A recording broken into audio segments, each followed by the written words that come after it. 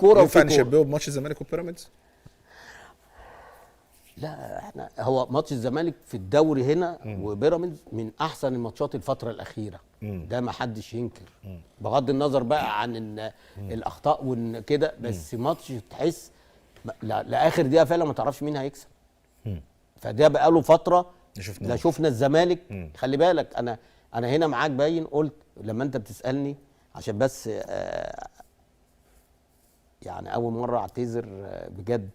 انا قلت ساعتها يبقى كويس قوي لو الزمالك خسر 2-0 معاك. فاكر فاكر اللعيبه سمعوا اللي انت قلته ده وجالهم بقى الحماسه كابتن. لا حبوا يردوا عليك. لا حد كان متوقع غير النتيجه دي. يعني نادي الزمالك اسم نادي كبير كبير يعني مهما كان ومحترم وكل، بس انا بقول لك الظروف اللي عندك لسه تغيير مدرب ولسه جاي مدرب جديد. ماشي 3 لعيبه بيسيبوا المعسكر ويمشي، منهم واحد اساسي.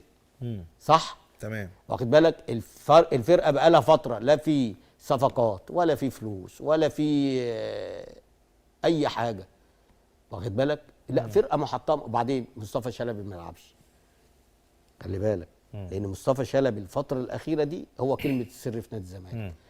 ويجي معتمد اللي هو لسه جاي بيقول يا هادي ويعمل لنا تغييره سحريه اللي هي بتاعت سامسون، والتغييره بتاعت عبد الله جمعه، والتغييره بتاعت عمرو السيسي، وبعدين سيد نيمار اللي بقاله فتره ما بيلعبش، وبعدين كمان ناصر منسي بيعيد اكتشافه من تاني ان هو هداف، واخد بالك كل الكلام ده. وبرضه بقول لك بعتذر تاني المعتمد، لان انا قلت ساعه الماتش في تحليلي قلت ان هو اخطا في خروج عمرو السيسي.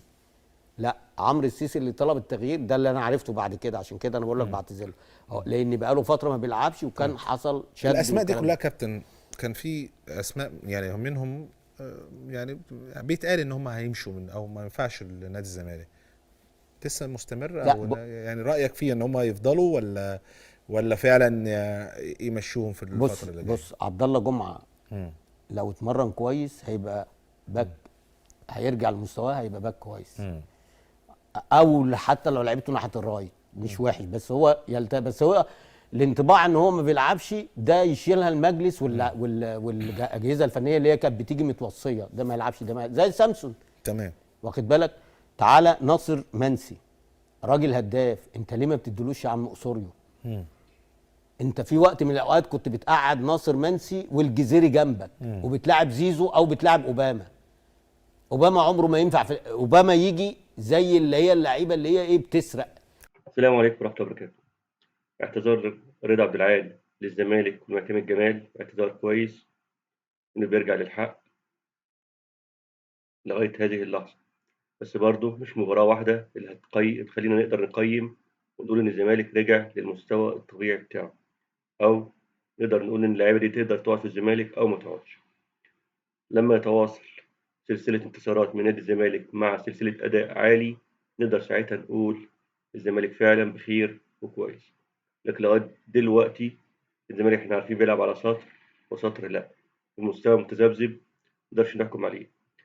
الزمالك قدر يتعادل مع بيراميدز ويعود المباراة أكتر من مرة ويعود، كل ده كان بفضل جماهير نادي الزمالك الموجودة في الملعب، هي اللي كان لها تأثير السحر على اللعيبة وخلتهم يخرجوا أقصى ما يمكن، بالإضافة لبعض التخاذل من لعيبة بيراميدز، ونخص بالخصوص مصطفى فتحي اللي أهدر أكتر من فرصة، وفي ضربات الجزاء أهدر ضربة الجزاء بتاعته اللي بعض الناس بتشكك في ولائه لبيراميدز وإنه تساهل مع نادي الزمالك. إحنا مش هنقدر نخوض فيها لأن محدش يعرف النوايا، ولكن اعتذار مقبول من رضا عبد العال مؤقتا لغاية ما نشوف إيه اللي هيحصل الأيام الجاية من نادي الزمالك والنتائج بتاعته هيبقى شكلها إيه، وترى بعد فترة في يناير هيقدروا يعملوا تعاقدات ويحلوا مشاكلهم مع الفيفا مشكلة الغرامات ولا لأ. كنت أهلاوي أصيل أو من عشاق نادي الزمالك وعشاق الرياضة المصرية،